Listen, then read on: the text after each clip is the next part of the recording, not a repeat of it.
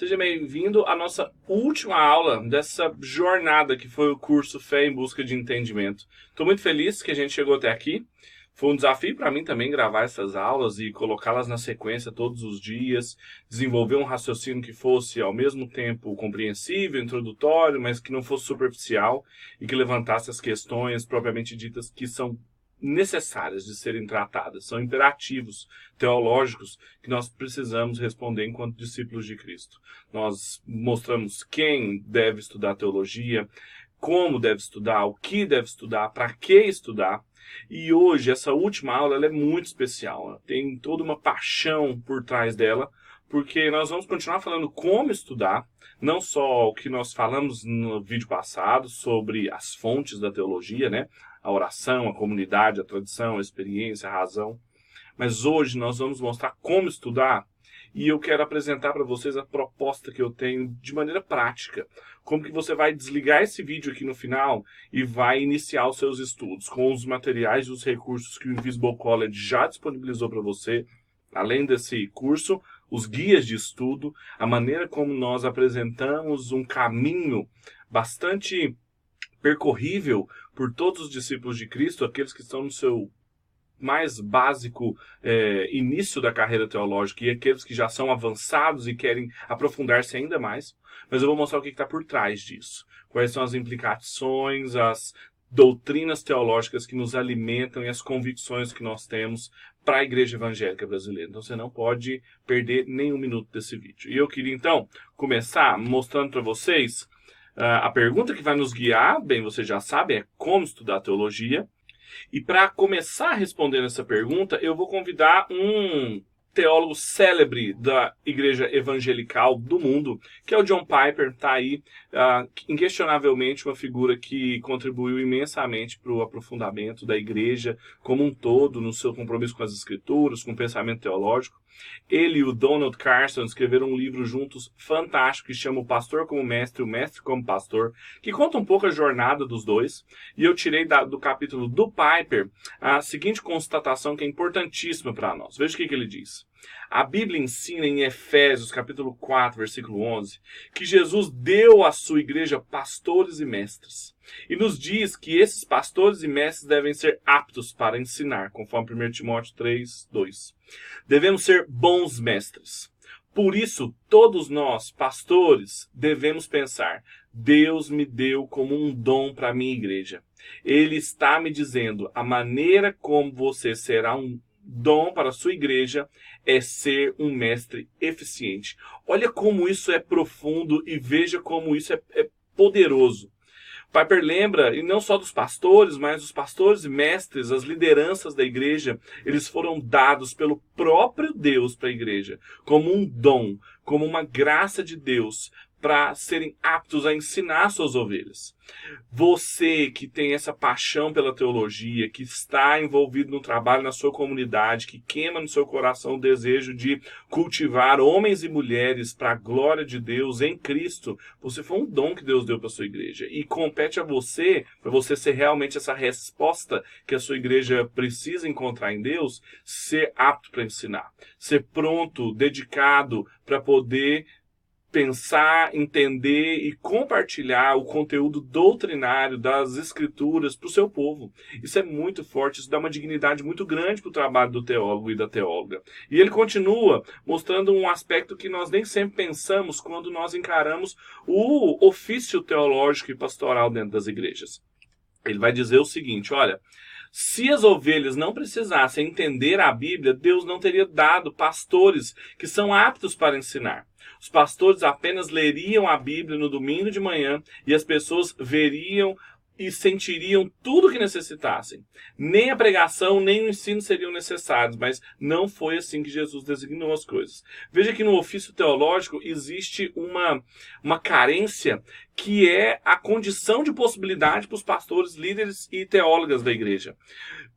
é da necessidade que as ovelhas têm de entender as escrituras, de compreender as doutrinas, de receber e viver conforme essas doutrinas, que nasce os presentes que Deus dá, que são os líderes e as líderes das teológicas da igreja.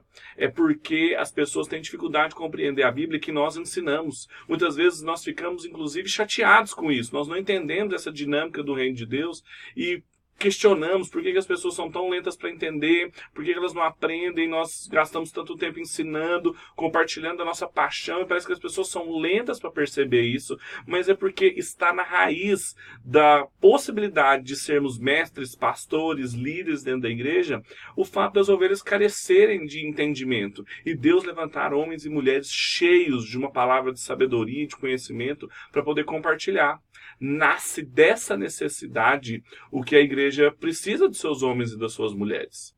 É diante, portanto, dessa convicção, da necessidade, da carência do rebanho de Deus e do dom que Deus dá à sua igreja através de homens e mulheres, é que o trabalho teológico precisa ser feito. E o Piper continua argumentando nessa direção, dizendo o seguinte, ele fala: olha, o trabalho do pastor e do teólogo, do líder, consiste em estudar a Bíblia, trabalhar com afinco para entender o que ela diz realmente e depois empenhar-se para torná-la compreensível, atraente e convincente ao seu povo. A história contada em Lucas 24:32 deveria despertar em todo pastor uma paixão pela exposição da Bíblia que cative a mente das pessoas e faz arder o coração delas. Não sei se você se lembra, mas essa história que ele menciona é do caminho de Emaús, quando Jesus aparece aos discípulos após a ressurreição e eles, bastante cabisbaixos e tristes com tudo que tinha acontecido, pensando que o seu Redentor tinha sido vencido na morte. Então Jesus aparece, começa a recontar as coisas, e enquanto Jesus falava, o coração deles ardia, e eles então entendem que é o Senhor Jesus. Essa é a função do entender, do pensar e do ensinar, da erudição teológica, do todo o esforço que nós estamos tendo aqui de colocar vocês para estudar a teologia, é fazer corações arderem para Deus. Essa é a paixão, essa é a promessa que todo estudante de teologia precisava ter quando ele começa a estudar num seminário, quando ele abre um livro de teologia na casa dele, quando ele liga um vídeo como esse aqui e começa a se colocar nas mãos do Redentor, dizendo: usa-me, eu quero ser um dom para a minha igreja, eu quero ser uma resposta de Deus para uma carência do meu povo, ensinando, fazendo-os compreender as Escrituras de modo não meramente informativo, mas que os seus corações ardam em paixão ao Senhor. Essa é a grande promessa do estudo teológico. O estudo teológico sério e rigoroso vai ser um meio de produzir homens e mulheres em condições de fazer o coração das pessoas arderem para Deus. Deus deu homens e mulheres cheios de conhecimento como dons para a sua igreja. E você, então, que tem essa paixão e que reconheceu esse imperativo teológico durante essa semana, você foi dado como um dom de Deus para a sua igreja. Você é uma resposta da oração de muitos que querem entender como Filipe encontrou aquele homem no meio da rua e ele perguntou: você está entendendo as Escrituras? Lá no livro de Atos. E ele fala assim: como eu vou entender se não tem ninguém para me explicar? Essa pergunta tem sido feita por milhões de pessoas ao redor do nosso território, e não só aqui, mas em todos os lugares do mundo. E são os homens e as mulheres apaixonados em teologia que vão se colocar nas mãos do Senhor para aprender a aprender teologia e poder ensinar e servir as pessoas. Agora, isso é muito bonito, essa é a minha paixão, mas você poderia perguntar assim: Pedro, mas tem vários problemas aí, não é? Eu tenho uma série de dificuldades que me impedem de assumir toda essa potencialidade que eu tenho de ser um dom para a minha igreja. Eu não desconsidero isso. Eu acho que a gente também tem que pensar nisso. E o Karl Barth, nas palestras que ele deu lá sobre introdução à teologia evangélica, no final da sua vida, ele fala um dos maiores problemas que tem nesse processo de aprendizado, de estudo teológico, e que eu e você não escapamos dele, devemos lutar sempre. Veja o que o Barth diz. A inevitável solidão da teologia e, por conseguinte, também do teólogo se evidenciará fazendo-lhe saltar aos olhos com dolorosa frequência em que grau ele se verá forçado a viver solitário em todos os âmbitos, e assim também na comunidade, e o pior de tudo, também em muitos dos seus colegas teólogos. O que ele está falando aqui que é um dos grandes perigos e tem sido uma das dores das pessoas que têm muito desejo de estudar teologia, mas elas simplesmente estão sozinhas, elas estão largadas, elas não têm seminários nas suas cidades, elas não têm líderes aos seus lados para poder te ensinar, para poder guiar os seus estudos, para poder oferecer bibliografia e falar, olha, leia isso aqui, depois leia esse, em seguida parta para esse. A maioria dos líderes das igrejas, dos pastores, reclamam de solidão. E a solidão no ofício teológico, a solidão nesse trabalho em que eles têm de poder aprender a aprender teologia e em seguida ensinar o rebanho de Deus. Essa solidão que às vezes até quando se vai estudar, não se tem com quem compartilhar aquilo que está estudando. E isso vai minando a força, a paixão e até colocando dúvidas na cabeça das pessoas, dizendo, será que é isso mesmo? Será que eu deveria estar estudando teologia? Será que eu não deveria estar fazendo alguma coisa mais útil, mais rentável, mais direta para beneficiar alguém? E isso tudo pode acabar roubando a ideia do que é esse imperativo teológico, que nós não podemos minimizar esse problema. A gente tem que levá-lo em estreita consideração. E o Donald Carson, no mesmo livro que eu já mencionei, agora no capítulo que ele escreve, ele menciona sobre esse perigo e ele nos faz entender algo muito importante. Veja o que ele diz. Todo mestre sabe que parte da tarefa de erudição está vinculada a longas e solitárias horas de estudo e escrita disciplinados. É claro, tem uma instância da vida de estudo teológico e da vida com Deus que é você e Deus. É você no seu quarto que abre o seu livro, estuda e ali diante de Deus medita, ora e busca entender. Contudo, alguns projetos são melhores realizados com colaboração. E não menos importante, se você está começando a entrar em áreas de pensamento que não são a sua primeira área de competência, às vezes você está começando a estudar teologia agora, ou você já estuda teologia e queria se aprofundar um pouco mais em filosofia da religião, em teologia filosófica, em âmbitos de diálogo como a teologia e a política, a teologia e a ciência, você será sábio em apresentar o seu trabalho a outros daquele campo, solicitando as críticas e as sugestões. A grande questão que você poderia me dizer é, Pedro, eu não tenho esses outros aqui. Eu não tenho uma universidade perto de mim em que tenham homens e mulheres crentes que tenham o mesmo desejo que eu. Eu não tenho um seminário na minha região. Eu não tenho acesso a uma liderança interessada nisso. Esse talvez seja um dos maiores problemas que nós temos. A promessa e a paixão que a gente tem pela teologia encontra esse primeiro e grande obstáculo na nossa vida. E enquanto nós não lidarmos seriamente com ele, nós não vamos conseguir avançar teologicamente. Então, um dos maiores desafios para a formação de novos teólogos e teólogas é a solidão dos mesmos da comunidade de ensino. Temos poucos seminários ortodoxos no Brasil, não temos lideranças locais que nos guiem nos estudos individuais e poucos amigos entendem a paixão que a gente tem pela teologia. Às vezes a gente tem até um ritmo próprio para estudar, a gente consegue ganhar mais tempo lendo, melhor do que se a gente assistisse uma aula, só que nós não temos uma comunidade, nós não temos comunhão dos santos, que nós vimos no vídeo passado, é fundamental para a gente poder trabalhar teologicamente. Então esse é um dos grandes problemas. E isso não é só um problema isolado, esse é um problema que tem consequências gravíssimas. Eu ouso dizer que a maior parte dos problemas que a igreja evangélica brasileira vive e experimenta e luta hoje é consequência desse problema. E para não argumentar isso sozinho, eu vou chamar o Kevin Van Hooser para trazer um argumento aqui para nós, vindo direto do seu livro Pastor como Teólogo Público, um livraço, um dos melhores que eu li sobre ministério pastoral, ministério teológico, que não serve apenas, como eu falei, para ministros ordenados, mas também para todo tipo de liderança dentro da igreja. Ele fala isso nesse trecho que eu vou mencionar, e aqui ele mostra as consequências disso, as consequências dessa solidão que muitos líderes e pastores estão sem poderem estudar teologia em uma comunidade mais ampla. Olha a imagem forte que ele usa nesse trecho. Terra árida é uma expressão severa, mas exata para descrever um lugar em que não é possível cultuar desenvolver algo. O mundo, os homens e as mulheres que não têm conhecimento pessoal de Jesus, nem um relacionamento com ele, é de fato uma terra que se tornou estéril, infrutífera, coberta de ervas daninhas, físicas, psicológicas e ideológicas que sufocam a vida.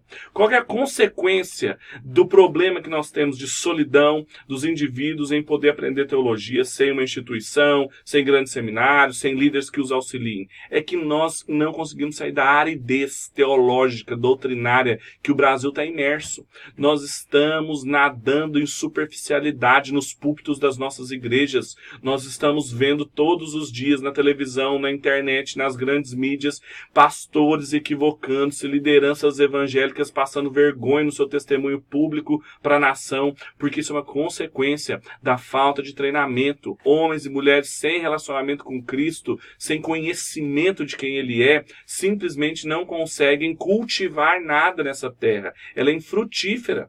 E deveria ser a igreja o lugar onde isso não aconteceria. Veja que o Van Hooser continua dizendo, olha, em contraste, a igreja deve ser uma terra que mana leite e mel, e em especial o fruto do Espírito.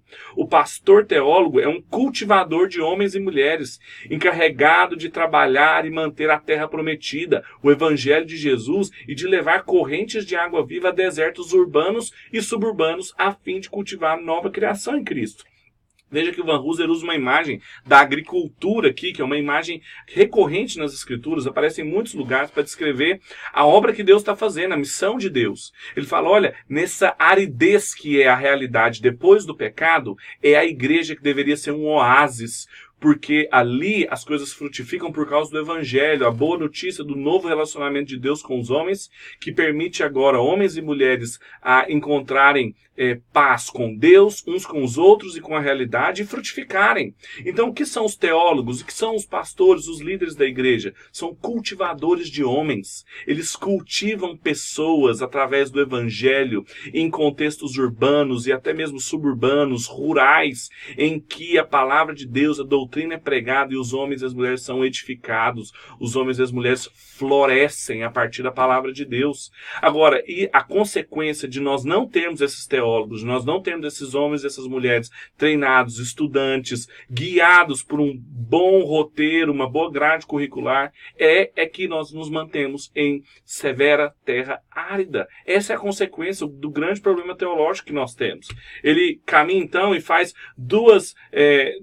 escreve para dois grupos sociais importantes. Ele fala, olha, primeiro nós escrevemos a vocês, pastores, e não apenas pastores titulares, líderes da igreja, líderes de homens, de mulheres, de jovens, de adolescentes, porque precisam de ajuda para recuperar a essência teológica da sua vocação. Os pastores não são gestores, terapeutas, como nós falamos na nossa terceira aula. Os pastores são teólogos, eles têm uma missão doutrinária importante, e não importa se ela é definida de forma específica como ministério de jovens, educação cristã, vida congregacional, líder de louvor, ou líder de adolescente, líder de mulheres. Falar de Deus ou relacionar-se com as pessoas não é tarefa fácil, e a menos que a gente recupere a vocação teológica do nosso ofício, nós vamos permanecer em aridez. Então ele escreve para os líderes da igreja, mas ele também escreve para as igrejas, ele escreve para o rebanho. Escreva vocês, igrejas, porque precisam ser incentivadas a repensar a natureza, a função e as credenciais dos pastores que escolheram para servi-las. Em particular, devem pensar seriamente sobre como criar as condições em que o pastor é capaz de servir e crescer como teólogo público. As igrejas têm que parar de procurar gestores, terapeutas, coachings ou qualquer tipo de outro profissional para ocupar o lugar de um pastor. É claro que eles podem ter profissionais a seu serviço, mas pastores são teólogos. Líderes de homens, de mulheres, de crianças, de adolescentes são teólogos. Eles não podem ensinar qualquer outra coisa que não doutrina. Eles não fazem mais do que ocupar a esfera pública, formar o povo de Deus, cultivar pessoas. É isso que nós estamos estudando aqui, é isso que é o imperativo teológico que nós estamos compartilhando. E caso a gente não consiga caminhar para além dos problemas que nós temos em formação teológica, nós não vamos sair dessa aridez que a igreja evangélica encontra. A magreza, a anorexia teológica que nós vivemos, ela é fruto dessa deficiência teológica, dessa formação minguada que nós temos produzido ao longo das décadas. Então a gente pode concluir com a seguinte afirmação: as consequências da falta de treinamento teológico dos pastores e líderes são fatais para a igreja. Sem formação teológica de homens e mulheres, o Brasil vai continuar sendo uma terra árida pela falta de pregação e discipulado cristão teologicamente informado. Nós não podemos ter medo dessa palavra, dessa função, teologia, teólogos, teólogas. São homens e mulheres que se colocaram na mão de Deus para aprender, estudar e poder servir as suas igrejas, cultivando outras pessoas, podendo ajudar outras pessoas. Nós não precisamos limitar isso aos teólogos acadêmicos profissionais, com mestrado, doutorado, MBA. Não é só isso. A grande questão é como nós nos colocamos na mão de Deus e como nós nos preparamos. O grande problema é que nós estamos solitários nessa tarefa. Nós estamos sem as condições mínimas para fazer isso. Sem livros, sem instituições, sem líderes para nos ajudar, sem guias para nos tutoriar nesse caminho, e isso inviabiliza o processo formativo. Então, esse problema e as consequências desse problema que a igreja evangélica vive são seríssimos, e nós temos que pensar numa solução para isso. E essa solução significa repensar os rumos da formação teológica no Brasil. Eu vou fazer essa parte mais propositiva sobre o como estudar e o que eu proponho e como que o Invisible College quer criar uma nova tradição teológica no Brasil. Eu vou usar primeiro o raciocínio do Jason Leporiavi. O Jason, ele é da Islândia, mas é um intelectual de fala inglesa e hoje muito ocupado na Inglaterra e principalmente em Oxford, porque ele é um dos maiores especialistas em C.S. Lewis do mundo e um dos grandes especialistas em Tolkien também. A relação de cristianismo, filosofia e a literatura tolkiana e lewisiana. Ele veio ao Brasil muito recentemente e é um intelectual cristão incrível. E ele fala, ele que é um educador cristão, e não só estudou Lewis e Tolkien, mas foi educado em Oxford também e trabalha lá. Ele fala um pouco de um sistema educacional riquíssimo, que é desconhecido no Brasil e que nós pensamos que é um como estudar teologia muito propenso para problemas que nós temos no país, as dificuldades que eu e você temos de solidão, dificuldade de tempo, financeira, e o Jason aponta para um caminho específico para nós. Veja o que ele diz. Quando você pensa num curso universitário, um curso de teologia, provavelmente você imagina um professor na frente de uma sala de aula, dando palestras e fazendo ou respondendo perguntas. Isso permite que os alunos aprendam de maneira muito direta, mas não é a única maneira de ensinar. Em Oxford, os cursos têm são um estilo um pouco diferente. Os alunos não participam de palestras, mas eles são os próprios professores, eles são os palestrantes. E o público deles, quem são? O professor deles. No início de cada tutorial, esse é o sistema tutorial de Oxford. O aluno lê um artigo que eles pesquisaram e escreveram independentemente. Depois de concluído, o restante do tutorial é gasto discutindo o tópico. O aluno é treinado para um nível mais alto de rigor acadêmico e sua redação é analisada e as suas ideias são sondadas e desenvolvidas. O que é esse sistema?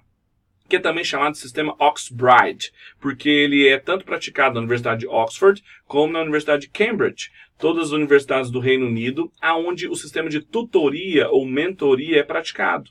Diferentemente das nossas salas de aula, em que o professor fala para uma grande multidão, no sistema tutorial, pequenos grupos estão diante do professor, produzindo conteúdo, apresentando para o professor que discute com os outros alunos, e ali forma um pensamento mais rigoroso.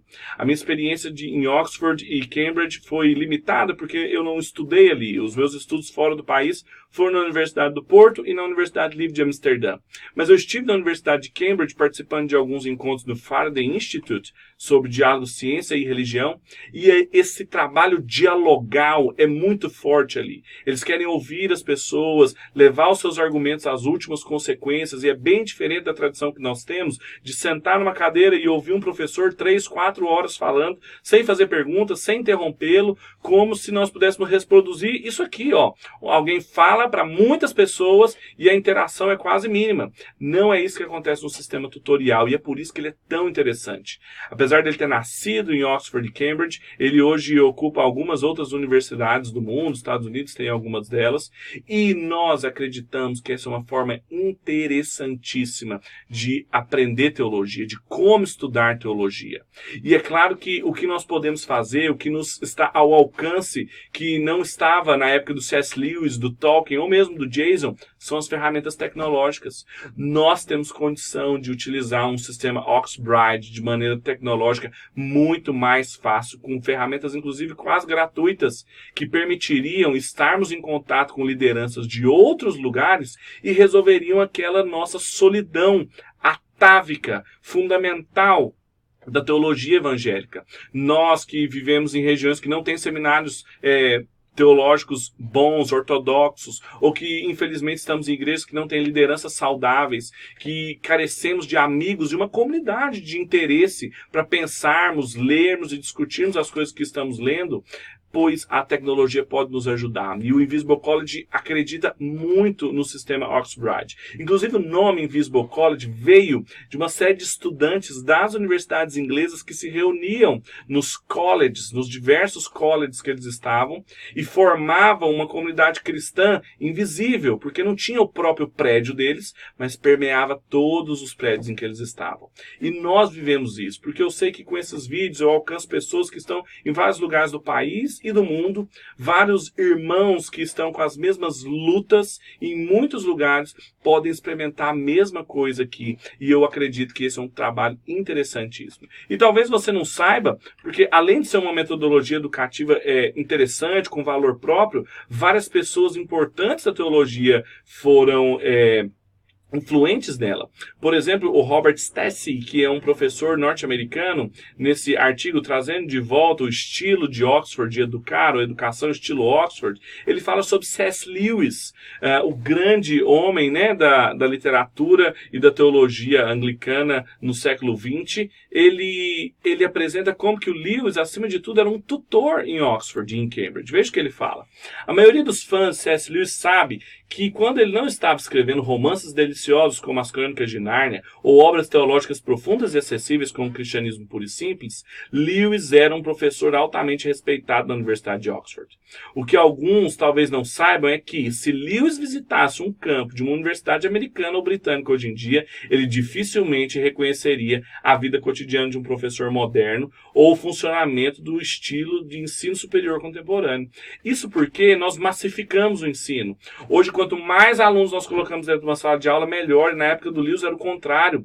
Um professor dando atenção à produção intelectual de poucos alunos. Um estilo bem de discipulado, de acompanhamento, de mentoria, de tutoria personalizada. Em que o Lewis gastou a parte dos anos dele ali em Oxford e Cambridge fazendo isso. Produzindo outras pessoas incríveis, tais como ele. Ele que foi educado ali também, e que pôde acessar do melhor da teologia. Esse é um estilo de educação absolutamente diferente do Brasil, mas nós acreditamos que ele pode suprir as nossas lacunas teológicas, principalmente com o auxílio da tecnologia. E não foi só o Lewis que trabalhou nisso. Vários autores, inclusive dessa aula que nós demos hoje, estudaram no sistema tutorial Oxford-Cambridge. Donald Carson fez o doutorado dele lá. Kevin Van Hooser fez o doutorado dele, o próprio Jason Lialopovic. Agora, também um outro nome famoso que nós já mencionamos aqui, junto com o Lewis, Alistair McGrath, vários homens e mulheres, Elaine Storkey, Nancy Percy, estudaram sobre o sistema de tutoria. E não é à toa que o rigor acadêmico que foi produzido ali é singular. Um professor universitário da época de Lewis poderia dar uma palestra ocasionalmente para uma grande classe de estudantes, mas isso dificilmente constituía a maior parte do que ele e seus colegas chamavam de ensino. Muito mais comum era o que eles chamavam de tutorial. Toda semana um aluno se reunia individualmente com um professor chamado de tutor nesse conceito e discutia em profundidade significativos livros que o aluno lera e escrevendo projetos nos quais o aluno estava trabalhando. Assim, uma educação em Oxford era intensamente pessoal e adaptada às necessidades e habilidades de cada aluno. Veja como ela é inclusiva, muito antes do discurso da inclusividade ser a pauta da educação. Então, apesar das tendências recentes hoje de massificação da educação, a educação não é uma mercadoria. Se a sua sala de aula pode ser substituída por uma tela de televisão ou por uma tela de computador, mesmo eu que estou fazendo isso aqui acredito nesse tipo de educação, mas eu creio nisso aqui que o Stacy está falando.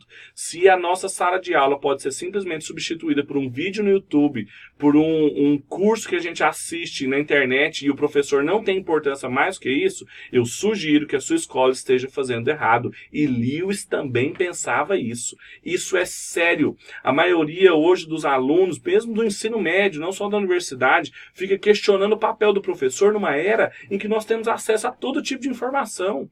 É claro que há 50, 60, 70 anos atrás, um professor era um detentor de um conhecimento que um aluno não era, mas hoje a informação está na palma da mão.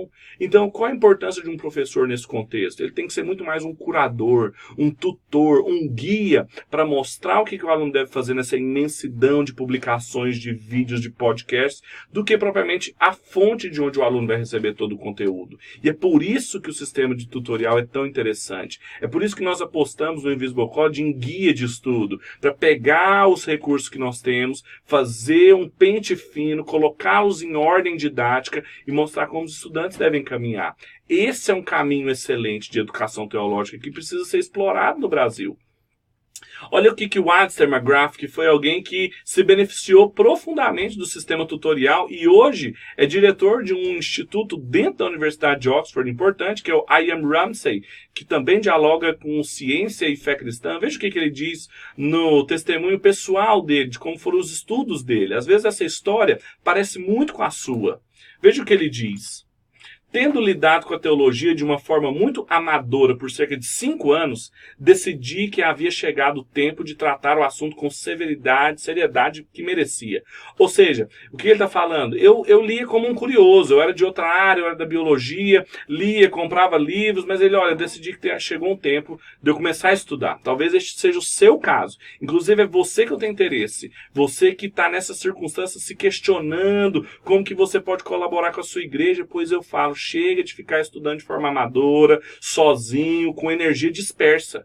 Ele continua, eu iniciaria o meu estudo formal em teologia em Oxford. E isso implicaria realizar um curso de graduação de 3 anos, num período de 2 anos. Uma possibilidade aberta pela Universidade de Oxford aos graduandos. Ele que já tinha uma graduação, que já não era assim um acadêmico fresco dentro da universidade. E aí olha o que ele diz. Beneficiei-me enormemente do compromisso de Oxford com o sistema tutorial, pelo qual pude estudar com maiores acadêmicos da área, reunindo-se com eles, ouvindo, tirando dúvida, partilhando os textos que ele estava produzindo, e ele aproveitou muito mais do que se ele sentasse numa aula durante 3 anos e ficasse ouvindo pessoas ali. Era um tipo de ensino que valorizaria mais o tempo dele, as habilidades que o Alistair tinha e os interesses que ele tinha.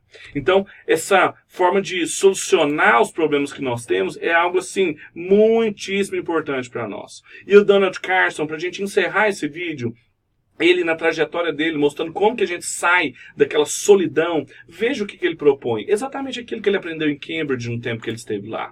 Sempre é bom procurar uma nova geração de mestres mais jovens e envolvê-los em novos projetos de pesquisa e escrita, dando-lhes livros para serem resenhados, pedindo a sua opinião, interagindo com as suas sugestões. Não somente você mesmo se beneficiará, mas também estará envolvido em um tipo de mentoria erudita, que é o fruto de compromissos essencialmente pastorais. Da lida teológica como um pastor e um pastor como um mestre, de procurar a nova geração, os novos alunos, os novos mentores, envolvê-los em projetos de pesquisa e escrita, aprender a aprender teologia, produzir teologia, pedir para as pessoas lerem, mas fazerem resenhas, pedir a opinião delas, interagir com as suas sugestões numa comunidade acadêmica. Esse tipo de mentoria erudita é um passo que pode solucionar as nossas dificuldades de estudar sozinho, de estar distante dos grandes centros teológicos, e a tecnologia pode ajudar a gente muitíssimo nisso. Então, para concluir, eu queria deixar para vocês que nós precisamos de uma alternativa séria de formação teológica que supra as carências brasileiras. Nós acreditamos que as ferramentas digitais podem ser utilizadas para formar uma comunidade teológica relevante, não só para os seus estudantes, mas para as igrejas de Cristo no Brasil. E aqui está o desafio que o Invisible College pôs para si mesmo. Eu e os meus amigos, nós queremos contribuir com as igrejas de Cristo. Nós queremos formar homens e mulheres que sejam dons de Deus para as igrejas deles, que possam ser desafiados a não só ler e estudar, mas a pensar, a escrever, fazer resenhas de livros, serem lidas, participar de um sistema tutorial, ainda que virtual, mas que permita essa interação entre as pessoas. Os apóstolos usavam as tecnologias que estavam aos seus serviços na época, as cartas e o correio no Império Romano. Nós temos muita tecnologia ao nosso dispor, nós precisamos usar isso para a glória de Deus, nós precisamos usar isso para suprir barreiras na formação teológica de homens e mulheres na igreja. Esse é o convite que eu tenho para fazer para vocês. Esse mini curso de fé em busca de entendimento foi só o primeiro passo. Nós já demos passos anteriores, formamos um grande grupo em que nós transmitimos conhecimento em curadoria de conteúdos semanalmente nos celulares das pessoas, mas nós também disponibilizamos 2 guias para elas poderem percorrer o seu trabalho, e agora nós queremos dar um passo a mais e continuar oferecendo para as pessoas meios delas estudarem teologia de maneira séria, sem ser só vídeos sendo reproduzidos, algo que pode ser substituído por uma televisão. Não é isso. A gente quer acompanhar, sentar, escutar, interagir, ler juntos. Fique atento aos próximos passos do Invisible College, porque esse é o desafio que a gente quer colocar para você, e a gente quer contribuir para que você seja a resposta de Deus para a igreja no Brasil.